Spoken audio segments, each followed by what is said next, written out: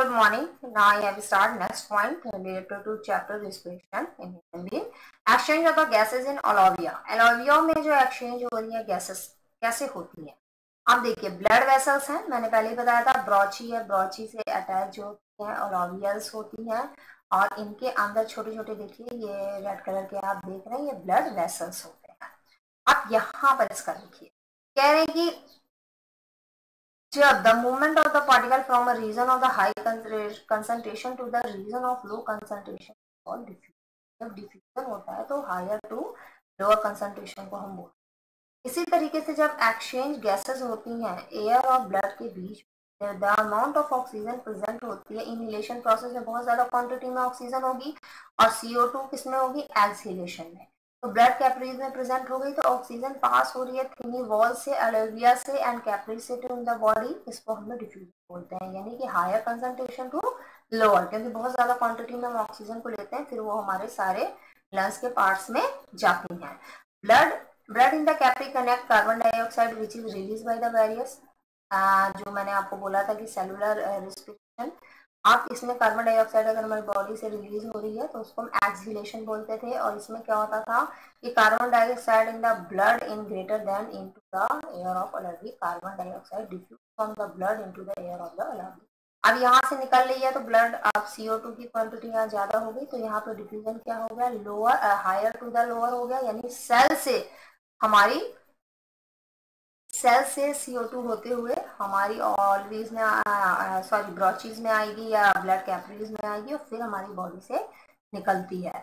तो ये क्या है, this send out of the this body with exhalation process, inhalation में ऑक्सीजन एंड एक्सहेलेशन में CO2। अब कह रहे हैं कि ब्लड कैपरी कंटेन है कार्बन डाइऑक्साइड से फिर रिलीज हो रही है वेरियस सेल से। यहाँ पर देखिए यहाँ बना हुआ है डायग्राम जो इससे ऑक्सीजन डिफिशिएंसी ब्लड सेल्स, यहाँ से यहाँ पे ऑक्सीजन की कमी हो गई है तो इसका कलर जो है आपको थोड़ा सा चेंज दिखाई दे रहा है, यानी यहाँ CO2 की क्वांटिटी ज्यादा है और यहाँ पे क्या है ऑक्सीजन की क्वांटिटी ज्यादा है क्योंकि सेल में ऑक्सीजन है तो ये रेड कलर में शो हो रहा है। तो ये क्या है, दोनों के दोनों प्रोसेस डिफ्यूजन के थ्रू ही गैसेस का एक्सचेंज करते हैं और CO2 करती है तो उसे एक्सहेलेशन बोलते हैं, ऑक्सीजन का होता है तो उसे इनहेलेशन बोलते हैं। नेक्स्ट आता है इंट्रासेलुलर या सेलुलर रेस्पिरेशन, क्या हमने पहले ही पढ़ लिया था कि आरबीसी से कंटेन जो प्रोटीन होती है उसको हम हीमोग्लोबिन बोलते हैं। देखिए हमारी बॉडी में ऑर्गेन्स हैं, इनके अंदर ब्लड कैपिलरीज या ब्लड वेसल्स होते हैं, ये ट्रांसपोर्ट करते हैं आरबीसी को। अब आरबीसी क्या है, एक कंटेन ऑफ प्रोटीन को लिए एक प्रोटीन से कंटेन है जिसे हम बोलते हैं हीमोग्लोबिन, और जब ये ऑक्सीजन के साथ बाइंड कर जाती है तो उसे हम बोलते हैं ऑक्सीहीमोग्लोबिन, क्योंकि हीमोग्लोबिन ऑक्सीजन के साथ बाइंड कर रही है। अब इससे क्या होगा, जैसे ही बाइंड करेगी तो ये क्या है कि combine together the blood to all the cell of the body, oxygen is release from the oxyhaemoglobin and used to break down glucose, यानी जब आरबीसी से ऑक्सीजन बाइंड होती है तो यहाँ बन गया ऑक्सीहीमोग्लोबिन और ऑक्सीहीमोग्लोबिन की हेल्प से ग्लूकोज क्या होता है, ब्रेक डाउन होता है और CO2 और वाटर हमारी बॉडी से रिलीज होता है जिसे हम सेलुलर रेस्पिरेशन। देखिए ग्लूकोज ऑक्सीजन ब्रेक हो गई, एनर्जी हमें मिल गई। तो ये क्या है कि CO2 जो प्रोड्यूस हो रही है डिफ्यूजन के थ्रू हमारे ब्लड में हुआ और लंग्स के थ्रू डिफ्यूज हुआ और एयर जो थी उसके थ्रू बाहर चली। तो this carbon dioxide rich in exhalation, यानी एक्सहेलेशन प्रोसेस में कार्बन डाइऑक्साइड की क्वांटिटी ज्यादा हो गई नॉस्ट्रिल में और water use for the other metabolic process में हमने कर लिया और एनर्जी जो रिलीज होती है वो हमारी सेल के growth, repair, movement, muscles and metabolic activity में पार्टिसिपेट। तो ये इनका पूरा वर्क हो गया। अब नेक्स्ट आता है ब्रीथिंग। अब ये breathing organs of another animals में कैसे होता है, स्किन के थ्रू भी होता है। अर्थवॉर्म जो है आपने 6th स्टैंडर्ड में पढ़ा हुआ है कि अर्थवॉर्म में स्किन के थ्रू रेस्पिरेशन होता है। इनके अंदर क्या होते हैं, छोटे छोटे पोर्स होते हैं और जो इनकी बॉडी होती है सेगमेंट में डिवाइड होती है और इनके अंदर क्या होता है, जैसे लीच एक्सचेंज, ये इसी तरीके से अर्थवॉर्म और लीच जो है इसके एग्जाम्पल हैं और ये एयर को क्या करते हैं through the moist and slimy surface of their skin, इनकी स्किन से एक चिपचिपा सा आप कह सकते हैं कि मॉइस्ट कलर का सब्सटेंस प्रोड्यूस होता है जो इनके मतलब इस रेस्पिरेशन में बहुत ज्यादा हेल्प करता है। नेक्स्ट आता है एयर होल और स्पेरिकल्स। तो ये इंसेक्ट में होता है, देखिए कॉकरोच है, ये इनका एक्सटर्नल ये इनका ये है जो आउटर पार्ट है स्केलेटन, इसके अंदर स्पेरिकल्स प्रेजेंट है। स्पेरिकल्स के अंदर होल लाइक स्ट्रक्चर होता है जिसे हम ट्रैकिया बोलते हैं। ट्रैकिया में क्या होगी, ऑक्सीजन रिच एंटर कर जाएगी स्पेरिकल्स के थ्रू और different part of the insect body के अंदर, और फिर CO2 डिफ्यूज हो जाएगी इनके टिश्यू से होती हुई, ट्रैकिया से होते ही दोबारा स्पेरिकल से बाहर चली जाएगी। CO2 ट्रैकिया की हेल्प से अंदर ऑक्सीजन अंदर जाएगी और CO2 बाहर जाएगी। अब नेक्स्ट आता है हमारा फिश, गिल्स के थ्रू करती हैं। एक्वाटिक एनिमल है, जनरली जो होते हैं वो गिल्स के थ्रू ही अपने रिस्पिरेशन को कंप्लीट करते हैं, और ये माउथ के अंदर होती है, कवर्ड होती है फ्लैप से, फ्लैप लाइक स्ट्रक्चर से, और ये सप्लाइड करती हैं ब्लैक कैपरी से अटैच होती है। फिर जैसे ही वाटर लेगी माउथ के अंदर, गिल के अंदर फोर्स पड़ेगा और water pass over the Gill, dissolve oxygen को ये अब्सॉर्ब कर लेंगे ब्लड के अंदर और कार्बन डाइऑक्साइड को डिफ्यूज कर देते हैं वाटर के अंदर। नेक्स्ट आता है लंग्स।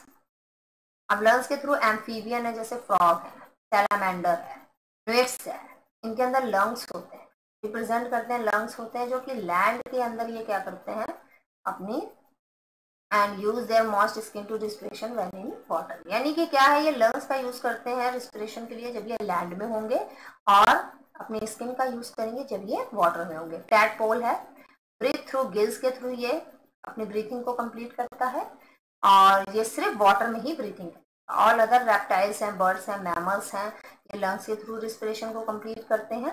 वेल्स, डॉल्फिन है जो वाटर के अंदर रहती हैं, लेकिन ये ब्रीथिंग के लिए अपने लंग्स को यूज करती हैं। तो they come out in the surface में जैसे ये आएंगी, blowhole located on the top of their head होता है, उसके थ्रू ब्रीथिंग को कंप्लीट करते हैं।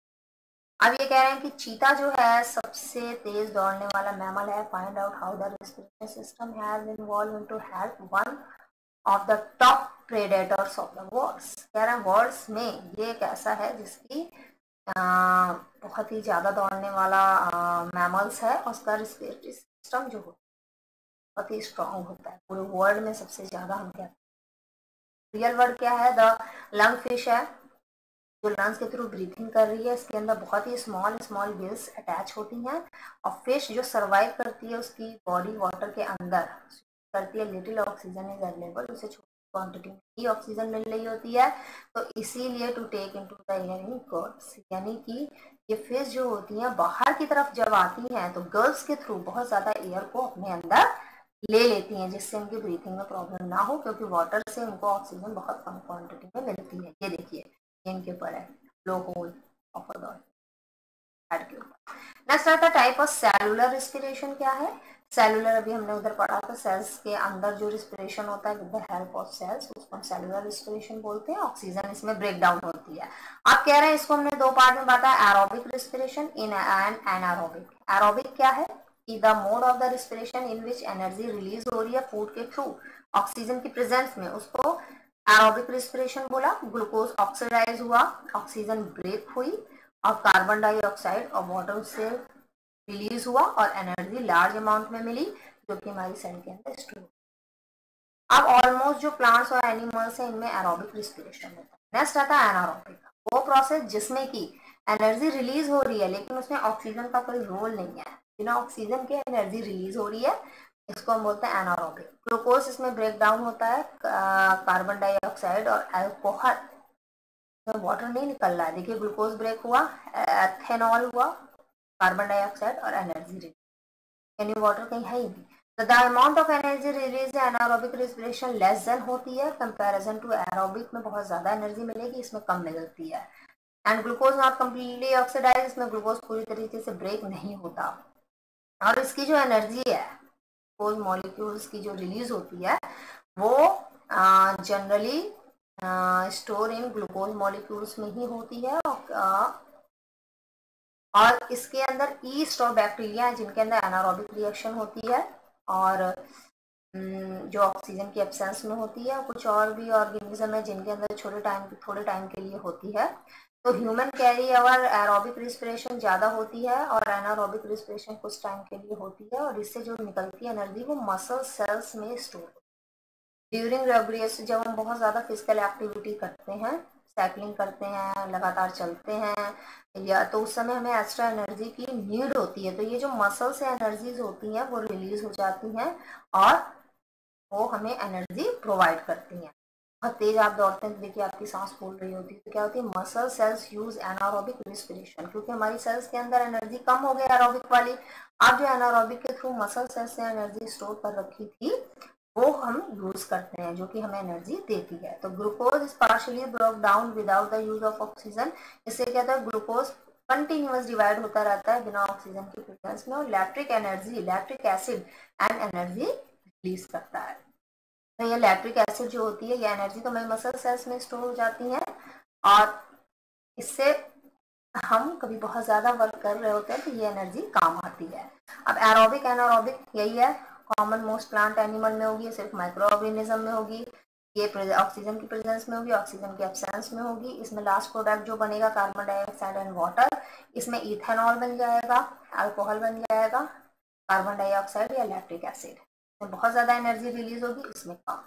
आप कह रहे हैं भाई सब हमने पढ़ लिया तो प्लांट भी देखना चाहिए, प्लांट में कैसे एनर्जी रिलीज होती है। मेटा स्ट्रोमेटा होते हैं इनके सरफेस में, अंदर की तरफ ये देखिए स्ट्रोमेटा है। स्ट्रोमेटा क्या करेगा कि इनके अंदर पोर्स होते हैं स्ट्रोमेटा के अंदर, ये जो एक्सचेंज करते हैं गैसेस को, कार्बन डाइऑक्साइड को लेंगे, ऑक्सीजन को रिलीज करते हैं। तो बी शेप के ये होते हैं और डिफ्यूजन के थ्रू ये रिस्पिरेशन को कंप्लीट करते हैं। आप कह रहे हैं वुडी प्लांट्स जो होते हैं, स्मॉल ओपनिंग ऑन देम लैंटिकल्स होते हैं उनके अंदर, और ये एक्सचेंज करते हैं गैसेस को। वुडी मतलब बड़े बड़े जो प्लांट्स होते हैं। The root of the plant of the air present in the space between the soil particles, के अंदर भी सॉइल पार्टिकल्स के अंदर से भी ये रिस्पिरेशन प्रोसेस को कंप्लीट करते हैं, ये रूट हेयर जो होते हैं। आप कह रहे हैं plants undergo aerobic respiration where glucose is break down, carbon dioxide water release हुई और एनर्जी भी रिलीज हुई, और some of this energy lost as heat, heat के थ्रू ये लॉस्ट हुई। अब फोटोसिंथेसिस एंड रिस्पिरेशन में डिफरेंस क्या है? फोटोसिंथेसिस में फूड बन रहा है, रिस्पिरेशन में फूड ब्रेक हो रहा है। अब देखिए write down the word equation आपको लिखनी है, केमिकल इक्वेशन यूज करनी है। अब फोटोसिंथेसिस में और रिस्पिरेशन। फोटोसिंथेसिस में मैंने आपको बताया CO2 एंड वाटर प्रेजेंट होते हैं सनलाइट के प्रेजेंस में, क्लोरोफिल की प्रेजेंस में ये ग्लूकोज और ऑक्सीजन की हेल्प से अपने फूड को बनाते हैं। और यहाँ देखिए डिफरेंस नहीं पड़ता है फोटोसिंथेसिस रिस्पिरेशन। ग्लूकोज को उन्होंने कार्बन डाइऑक्साइड वाटर की प्रेजेंस में सनलाइट से बनाया, उन्होंने क्या किया, ब्रेक डाउन कर दिया फूड को, ग्लूकोज को, और ब्रेक डाउन किसकी हेल्प में किया, ऑक्सीजन की हेल्प में, और कार्बन डाइऑक्साइड और वाटर रिलीज होगी और एनर्जी भी मिलेगी। इट अगर during the day time and sunlight, ये दिन में ही होगा, सनलाइट की प्रेजेंस में होगा, ये दोनों टाइम होगा, दिन रात दोनों।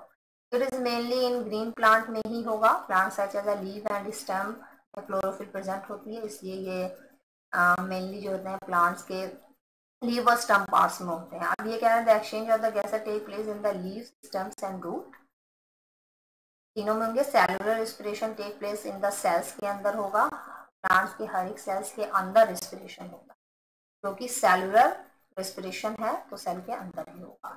अब इसकी केमिकल इक्वेशन बनाएंगे 6CO2 + 6H2O, सनलाइट क्लोरोफिल के ग्लूकोज और अब यहाँ क्या हुआ, ग्लूकोज और यही रिएक्शन उठा लिया, ग्लूकोज और ऑक्सीजन की प्रेजेंस में ब्रेक हुआ बॉटम में और एनर्जी रिलीज हो गई। ये जो है एक्टिविटी है, अगर हम सीड देते हैं, बॉयल सीड है और ये जर्मिनेटेड सीड है और थर्मामीटर हम लगाएंगे तो हमारा रिजल्ट क्या आएगा, 24 आवर्स के बाद अगर हम चेक करते हैं तो बॉयल सीड के अंदर कोई भी जर्मिनेशन नहीं हो रही, तो रिस्पिरेशन होगी नहीं, तो टेम्परेचर मेरे ख्याल से कोई ज्यादा इफेक्ट। लेकिन जो जर्मिनेशन सीरीज प्लांट भी alive and carry out respiration कर रही है, यानी CO2 को ले रही है, ऑक्सीजन को कुछ ना कुछ हो रहा है इसके अंदर, तो हीट इज प्रोड्यूस हो रही है, इसलिए टेम्परेचर। तो पता चलता है कि जब लिविंग बींग्स होते हैं तो इनके अंदर थर्मामीटर यानी टेम्परेचर इंक्रीज हो रहा है, क्योंकि। तो थैंक यू सो मच।